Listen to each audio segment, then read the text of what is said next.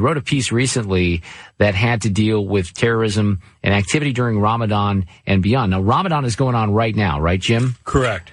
It's a month-long holiday or celebration, really, from June 5th to July 5th in the United States and Europe, one day later in Middle East and Asia. Why is that important when it comes to terrorism? Well, Ramadan is the most sacred month to Muslims. They'll be fasting, that is, going without food and drink for 16 hours a day, because they're not supposed to take anything after the morning prayer, which is about an hour and a half before sunrise, and they have to wait till sunset.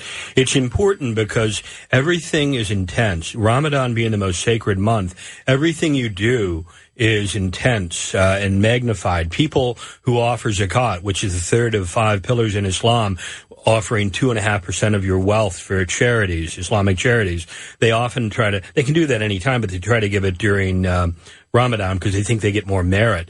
On the flip side of that, you have the radical jihadist who will encourage these type of acts from would-be martyrs with the idea that you'll get more exalted status. Also, they use it as a recruiting bonanza because having this month of Ramadan is something most of them grew up with the exception of the recent Western recruits, and they can get them focused on it and encourage more attacks during that month.